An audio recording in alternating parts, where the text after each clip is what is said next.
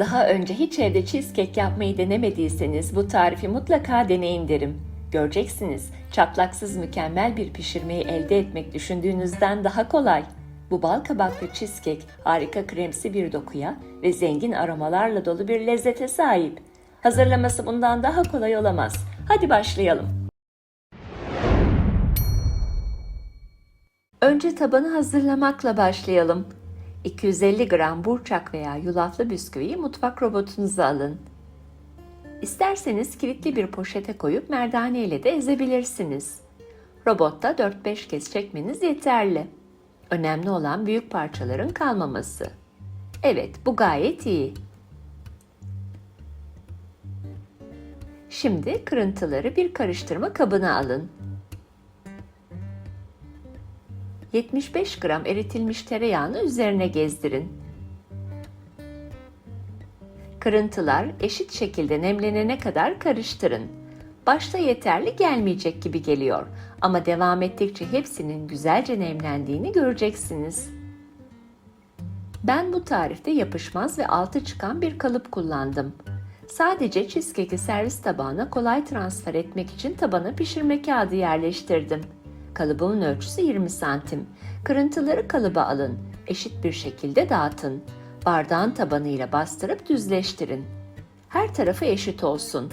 Bu cheesecake'inizin daha güzel ve düzgün görünmesini sağlayacaktır.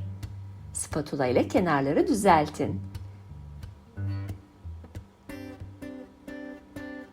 Evet, bu gayet iyi. 30 dakika buzdolabında soğumaya bırakın. Şimdi cheesecake harcımızı hazırlayalım.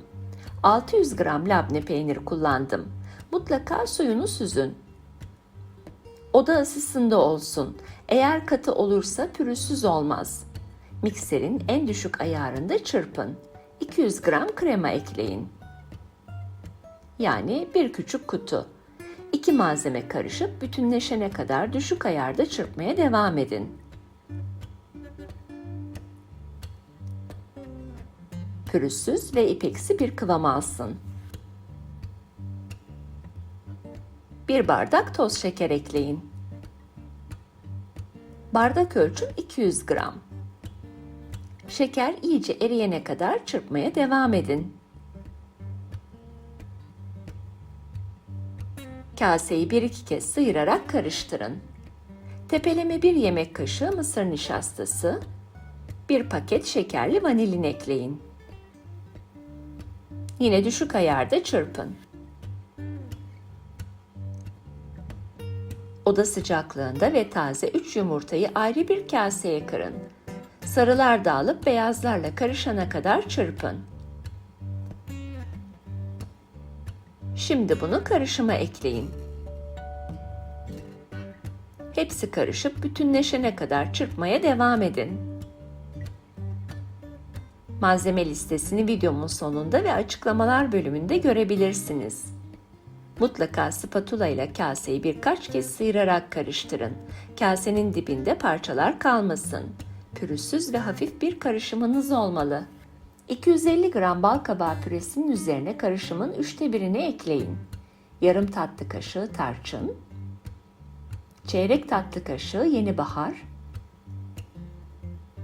çeyrek tatlı kaşığı toz kakule, çeyrek tatlı kaşığı toz zencefil ve çeyrek tatlı kaşığı muskat rendesi. Toz muskat almayın. Mutlaka kendiniz rendeleyin. Bunlar benim birlikte sevdiğim tatlar. Tabii ki siz istediğiniz gibi değiştirebilirsiniz. Hepsi güzelce birleşene kadar karıştırın. Nefis bal kabaklı harcımız da hazır. Şimdi kalıbı birkaç kat folyo ile saralım. Cheesecake'inizin iyi pişmesi ve çatlamaması için en iyi yöntem su banyosunda pişirmektir. Hem tutarlı bir biçimde pişmesini hem de yanlarının daha açık renkte kalmasını sağlayacaktır. Önce cheesecake harcını tabanın üzerine dökün. Kalıbı 1-2 kez hafifçe sallayın. Sonra bal kabağı karışımını kaşık kaşık aralıklarla üzerine dökün.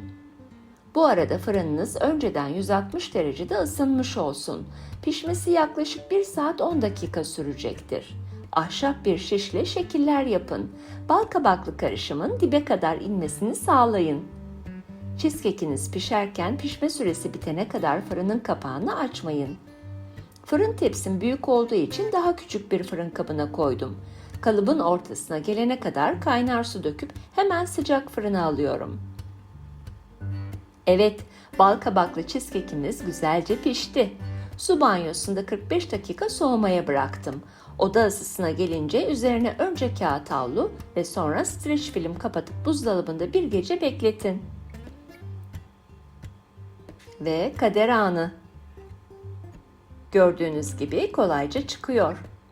Bu kolay bal kabaklı cheesecake tarifi, nefis baharatlar, hafif ve kremsi bir doku ve bol miktarda bal kabağı aromasına sahip. Düzgün dilimler çıkarmak için bıçağı sıcak suya daldırdıktan sonra kurulayın ve dilimleyin. Tatmak için sabırsızlanıyorum. Ben üzerine biraz tahin gezdirdim. Çok lezzetli oldu. Bence tahin bal kabağının yakışanı. Size de tavsiye ederim. Bir kere denedikten sonra tekrar yapmak isteyeceğiniz enfes bir lezzet. Tarif listenizde mutlaka yerini almalı. Deneyeceklere afiyet olsun. Yeni tariflerde görüşmek üzere.